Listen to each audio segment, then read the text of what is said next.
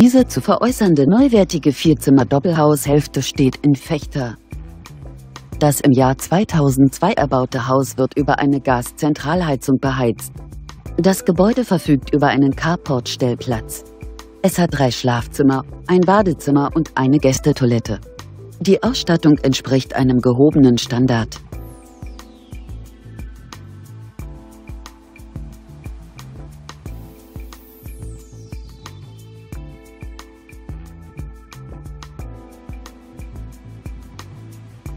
Auf einer Grundstücksfläche von ca. 330 Quadratmetern weist das Objekt eine Wohnfläche von ca. 120 Quadratmetern auf.